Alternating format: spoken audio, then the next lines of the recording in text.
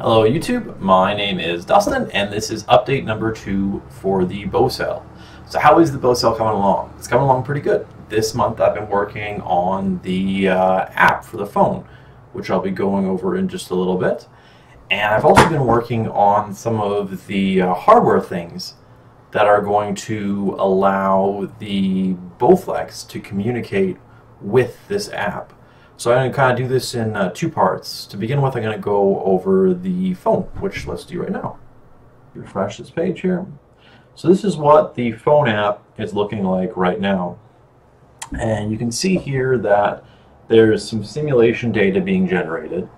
And the simulation data basically says, all right, you know, this person has lifted 55 pounds on the right-hand side here.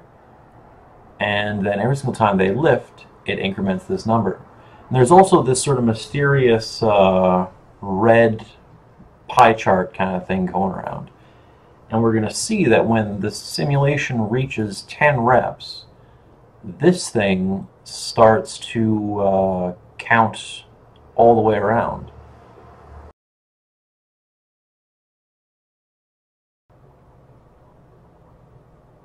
Okay, here it is. So in this part of the simulation, the system has reached 10 reps and it says, all right, you know, I'm done with 10 reps, I'm going to take a break. And it lets this timer go all the way to the end. So now that that timer has reached the end, it considers that to be a set and moves it down here, and then allows you to start your next set, which should be starting in just a few seconds here.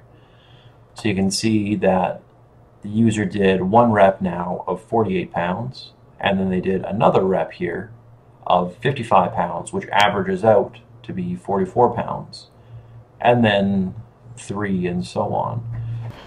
You can see the load cell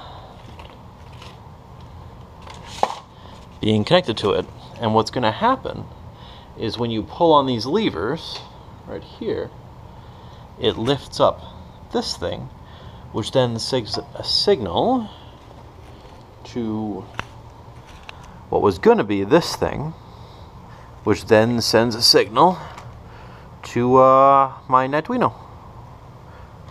And then it sends that signal to your phone over the Bluetooth adapter, this right here, the Bluetooth Low Energy Shield, which is a really cool thing. Red Bear Labs has done a really good job. But unfortunately, this differential amplifier doesn't have the power to excite this thing. And it should still work a little bit, but for whatever reason, it doesn't work at all. And in the interim, I have to use this thing, which is just a rice-like scale head. And then this is going to communicate to this over serial. And I'll use that just to sim it out, and eventually I'll just end up getting a cheaper part, but this should work for proof of concept. So that is my progress for this month. If you like the video, please like it, and if you like the series, please subscribe. Thank you.